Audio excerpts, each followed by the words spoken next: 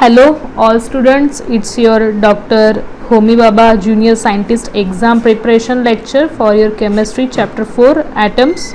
In this chapter we are going to learn about atom, its property and other terms regarding elements and atoms. Okay, so let's start the chapter. So आपका first point है Dalton theory. Okay, अभी Dalton theory ये किससे regarding है? ये atom से regarding है. तो देखते हैं इस थ्योरी में क्या बताया गया है. In 1803 John Dalton gave the first systematic idea of the structure of an atom. Okay, so जो जॉन डाल्टन करके पर्सन था, साइंटिस्ट था, उन्होंने क्या किया? फर्स्ट सिस्टमैटिक आइडिया दिया है किसका? स्ट्रक्चर ऑफ एटम का. ओके, सो एटम का स्ट्रक्चर कैसा होता है, एटम क्या होता है, इसका आइडिया जॉन डाल्टन ने 1803 में दिया था. Dalton suggested that the atom are the small particles. Okay, so atom क्या है?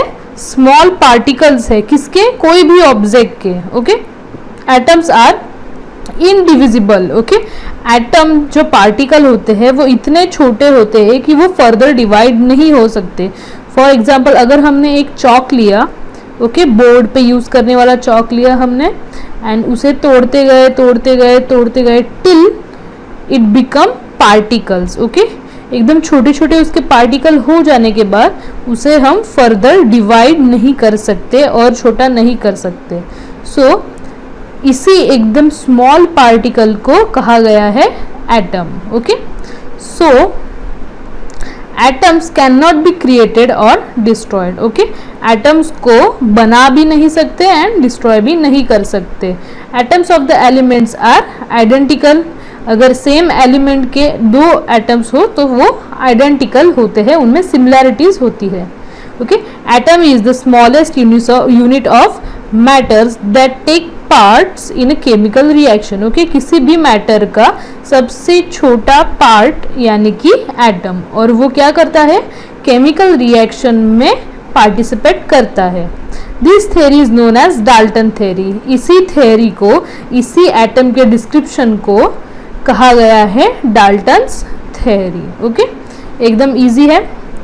अभी इस चैप्टर में आपको कुछ इंपॉर्टेंट पर्सन जो है उनके बारे में पता होना चाहिए. उन्होंने एटम की डिस्कवरी में, उसके आइडेंटिफिकेशन में बहुत ही ज़्यादा इम्पोर्टेंट रोल प्ले किया है. ओके, सो फर्स्ट पर्सन है आपका J Thomson.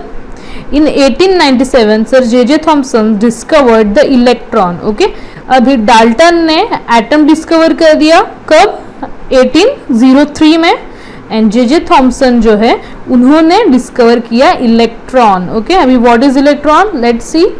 He carried out a detail investigation and concluded that atom is not the last and ultimate particle of the matter but consists of some fundamental particles carrying a negative charge and positive charge. Okay, so J Thomson ने क्या statement दिया कि atom जो है वो एक ही छोटा particle नहीं है. ओके, उसके अलावा positive and negative charge contain करने वाले कुछ और पार्टिकल्स भी उसमें होते हैं. Okay, so this particles where called electron and proton.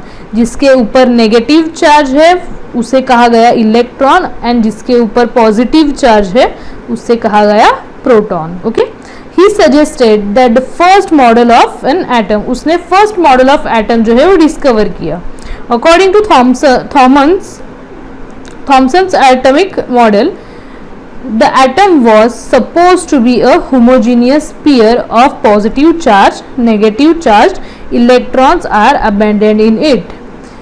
This model was later described by the Lord Rutherford. Okay, so J Thomson का जो इलेक्ट्रॉन का मॉडल था, एटम का मॉडल था, उसमें जो पॉजिटिव चार्ज वाला प्रोटॉन है वो सराउंडेड है नेगेटिवली चार्ज इलेक्ट्रॉन से. ओके, इसी मॉडल को आगे और अच्छी तरह से स्टडी किया लॉर्ड रुदरफोर्ड ने. Okay, so let's see. Ernest Rutherford.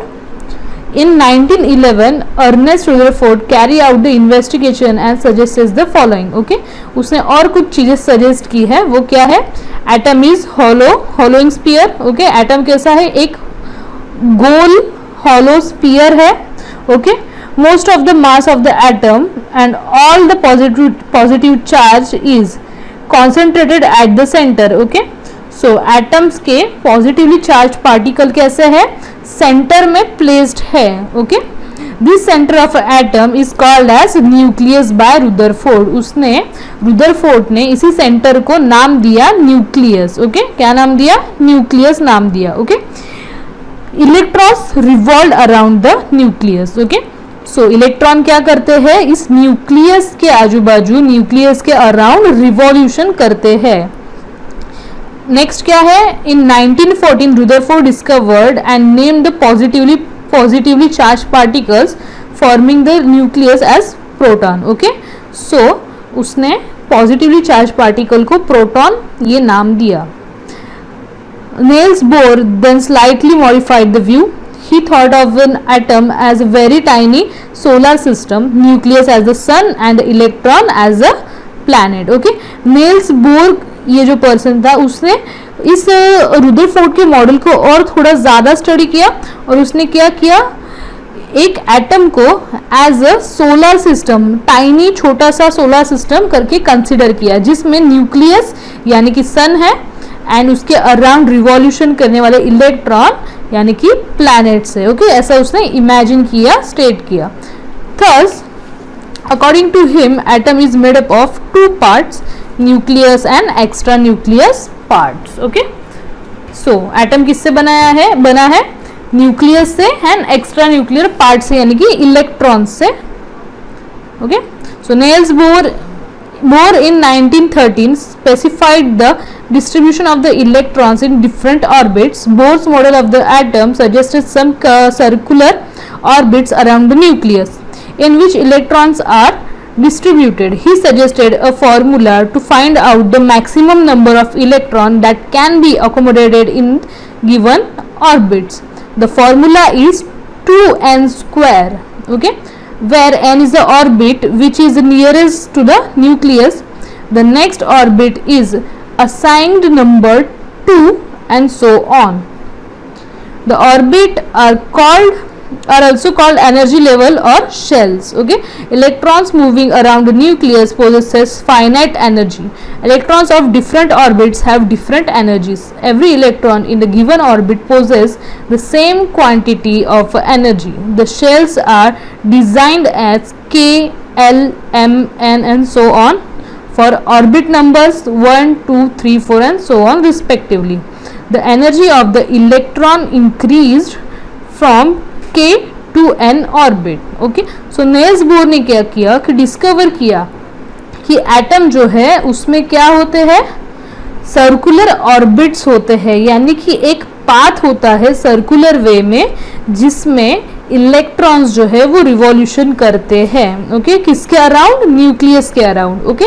And वो कैसे फाइंड आउट करता था कि एक एटम में कितने इलेक्ट्रॉन्स रिवॉल्यूशन कर रहे हैं या फिर उसमें कितने ऑर्बिट्स हैं जिसमें इलेक्ट्रॉन रिवॉल्यूशन कर रहे हैं. तो 2n स्क्वायर इस फॉर्मूला से वो फाइंड आउट करता था, ओके. सो जैसे कि इसमें कहा गया है कि इलेक्ट्रॉन्स जो है वो इंक्रीज हो जाते हैं k टू n ऑर्बिट, यानी कि k जो है वो सबसे इनर मोस्ट ऑर्बिट है एंड n जो है वो सबसे आउटर मोस्ट ऑर्बिट है, ओके. k में मिनिमम नंबर ऑफ इलेक्ट्रॉन होंगे एंड n में मैक्सिमम नंबर ऑफ इलेक्ट्रॉन होंगे. सो जैसे जैसे हम k to l m n so on आगे जाएंगे वैसे वैसे नंबर ऑफ इलेक्ट्रॉन्स इंक्रीज्ड होते जाएंगे, एनर्जी जो है उस एटम की इंक्रीज्ड होती जाएगी, ओके. एकदम सिंपल है. नेक्स्ट है properties of fundamental particles, okay. So first आपका पार्टिकल है proton, okay. It carries a unit positive charge and a unit mass, okay. Its mass is almost equal to the mass of hydrogen atom. So what is it, 1.672 multiplied by 10 raised to minus 24 grams or 1 atomic mass unit means AMU, okay. So proton क्या है, positively charged particle है atom का, okay. And atomic मास जो है वो किससे denote करते हैं, AMU इज वर्ड से डिनोट करते हैं। ओके, नेक्स्ट है आपका electron. Okay, it is carry a negative charge and it has negligible mass. Okay, उसका जो मास है वो काफी कम है, काफी नेग्लिजिबल है। ओके, एंड उसका चार्ज क्या होता है, ऑलवेज नेगेटिव चार्ज होता है इलेक्ट्रॉन्स पे। Neutron, it carries no charge and it has a unit mass. Its mass is nearly equal to the mass of neutron, that is 1.672 again multiplied by 10 raised to minus 4 so 24 grams or 1 AMU. Okay, so neutron जो है उस पर किसी भी तरह का charge नहीं होता एंड उसका मास जो है इज इक्वल टू 1 AMU, यानी कि 1 एटॉमिक मास यूनिट इतना होता है। ओके, सो ये तीन चीजें का आपके एटम स्टडी के लिए काफी इंपॉर्टेंट है, proton, electron and neutron. Okay, यहाँ पे आप देख सकते हैं मैंने आपके लिए एक इमेज ऐड की है एटम की। सो यहाँ पे सर्कल में हम देख सकते हैं ये है आपका न्यूक्लियस। ओके, न्यूक्लियस के अंदर ये जो ब्लू कलर के आप देख सकते हैं स्फीयर्स है वो है प्रोटॉन्स एंड येलो कलर के स्फीयर्स जो है वो है आपके न्यूट्रॉन्स। आपके प्रोटॉन्स जो है वो पॉजिटिवली चार्ज है, न्यूट्रॉन पे किसी भी तरह का चार्ज नहीं है। एंड इसके सराउंडिंग ये जो रेड कलर की आप देख रहे हैं सर्कुलर पाथ, इसे कहते हैं ऑर्बिट्स। ओके, सो इस ऑर्बिट में ये जो रेड कलर के स्फीयर्स है वो है आपके इलेक्ट्रॉन्स जो कि नेगेटिवली चार्ज्ड है। ओके, जैसे जैसे शेल्फ्स बढ़ते जाएंगे वैसे वैसे इलेक्ट्रॉन्स बढ़ते जाएंगे और उस एटम की एनर्जी भी बढ़ती जाएगी। ओके, सो नेक्स्ट आपका पॉइंट है atomic number Z and atomic mass number A। Okay, so दोनों में क्या डिफरेंस है, क्या है ये दो टर्म्स देखते हैं। Atomic number, the number of protons present in atom are